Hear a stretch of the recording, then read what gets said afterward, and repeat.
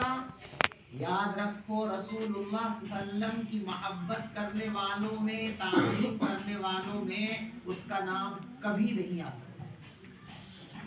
اللہ کے رسول صلی اللہ علیہ وسلم سے محبت کرنے والوں میں، تعظیم کرنے والوں میں اسی کا نام آئے گا جو قرآن والوں سے عزت اور محبت کا تعلق رکھتا ہے۔ یہ گارنٹی ہے، اس لیے کہ یہ بات میری یا کسی اور کی نہیں، یہ بات پیغمبر علیہ السلام نے خود فرمایا۔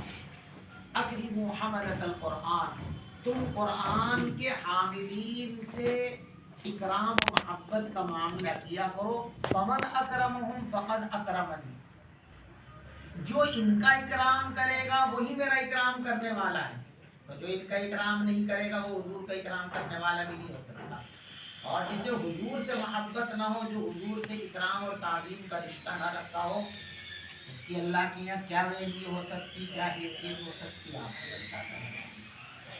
اسی لیے ساری دنیا جب صبح کو اٹھتی ہے، کوئی بھی ہو، کافر، مومن، نیک، بد، ساری دنیا اٹھتے ہی اللہ کی مخلوق میں مشغول ہوتی ہے۔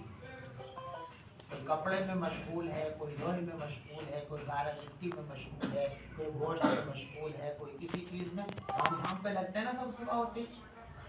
لیکن یہ قرآن والے صبح ہوتے ہی سب سے پہلے کس سے لگتے ہیں؟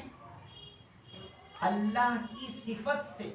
قرآن اللہ کی ذات کے اندر سے نکلا ہوا نور ہے، تو ساری دنیا آنکھ کھولتے ہی مخلوق میں الجھتی ہے، اور یہ طبقہ آنکھ کھولتے ہی اللہ کی صفت کو، اللہ کے کلام کو لے کر کے بیٹھ جاتا ہے۔ تو ان سے زیادہ مقبول، ان سے زیادہ مبارک اور ان سے زیادہ قابل احترام اور کون ہو سکتا ہے؟ اس لیے بھائی قرآن سے محبت کرو، قرآن کو اپنی ضرورت بناؤ۔ میری آپ سے یہ گزارش ہے کہ جیسے آپ یہ سمجھتے ہو کہ نماز فرض ہے، سمجھتے ہو کہ نہیں سمجھتے ہو؟ نماز فرض ہے نا؟ میں کہتا ہوں کہ اسی طرح قرآن کو کم سے کم اتنی مقدار میں سیکھنا جس سے ہم صحیح نماز پڑھ سکیں، یہ بھی نماز کی طرح فرض عین ہے۔ لیکن ہم اپنا جائزہ لے کر کے دیکھیں، بہت سے احباب ہم میں وہ ہیں کہ 20 سال ہو گئے مسجد میں آتے ہوئے نماز کے لیے، سورہ فاتحہ صحیح پڑھنی نہیں آتی، انا اعطینہ صحیح پڑھنی نہیں آتی، کبھی سوچتے ہی نہیں کہ یہ بھی چیز ہے، بلکہ کہو بھی تو شرماتے ہیں۔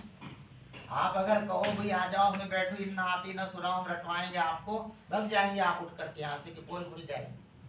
یہاں کی پول کھلنا یہ زیادہ خطرناک ہے جہاں جب اولین و آخرین سب ہوں گے، اور وہاں پول کھلے گی اور کوڑوں کے ساتھ کھلے گی۔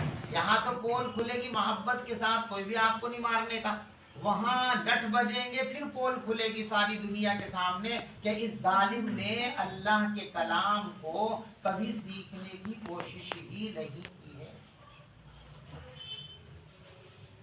ایک بات بتاؤ، آپ کا بیٹا آپ کے پاس کسی کی شکایت لے کر جائے کہ اس نے مجھ پر بڑے ظلم کیے، کیا کرو گے اس کے ساتھ؟ اپنی طاقت کے مطابق جتنا اس کو فنا کرنے، برباد کرنے کی طاقت ہے سب لگا دو گے نا۔ قرآن اللہ کی ذات کے اندر سے نکلا ہوا نور اور اللہ کی صفت ہے۔ قرآن میں خود اللہ کہتے ہیں کہ قرآن اللہ کے سامنے قیامت میں کھڑا ہو کر کہے گا کہ ان لوگوں نے مجھے چھوڑ دیا تھا۔ جب قرآن شکایت کرے گا اللہ تبارک و تعالیٰ سے تو اللہ کیا بنائیں گے بھائی؟ کتنا اللہ کو غصہ ہوگا، کیسی سزا ہوگی۔ اس لیے عہد کرو کہ کوئی مسلمانوں کا گھر ایسا نہیں رہنا چاہیے جس میں کوئی بچہ یا بچی، مرد یا عورت قرآن پڑھا ہوا نہ ہو۔ سب حافظ نہیں ہو سکتے، صحیح ہے، لیکن ناظرہ قرآن پڑھنا تو ہر مسلمان کے لیے لازم اور ضروری ہے۔ اور اتنی صورتوں کا حفظ کرنا جتنی صورتوں سے نماز صحیح ادا کی جا سکے، جیسے نماز فرض ہے اسی درجے میں اسی طرح اتنی قرآن کی صورتوں کا سیکھنا بھی فرض ہے، لازم اور ضروری ہے۔ جیسے نماز نہ پڑھنے پر اللہ کی دار و گیر ہوگی، اگر قرآن نہیں پڑھا تو اتنی ہی بلکہ ہو سکتا ہے کہ اس سے زیادہ سخت داروگیر ہو. قرآن پاک چونکہ شکایت کرے گا کہ یہ وہ ظالم لوگ ہیں جنہوں نے دنیا میں مجھے بھولا کس طرح کر دیا تھا، چھوڑ دیا تھا. تو اپنے بچوں کے لیے آپ آئے ہیں یہاں سے یہ پیغام لے کر کے جائیے کہ آج فلاں کا بچہ حافظ ہوا ہے، انشاءاللہ مجھے بھی یہ کوشش کرنی ہے کہ چند دن کے بعد میرا بچہ یہاں بیٹھے گا اور اس کا حفظ قرآن مکمل ہوگا. کس کس کا ارادہ ہے اس کا بتاؤ؟ سب کا ہے. اللہ سب کو اس کی توفیق عطا فرمائے. آپ کو آپ کے مدرسے کو آباد رکھے، آپ کے محلے کو آباد رکھے، ہر طرح کی خیر و عافیت اللہ تعالیٰ آپ کو نصیب فرمائے. آمین.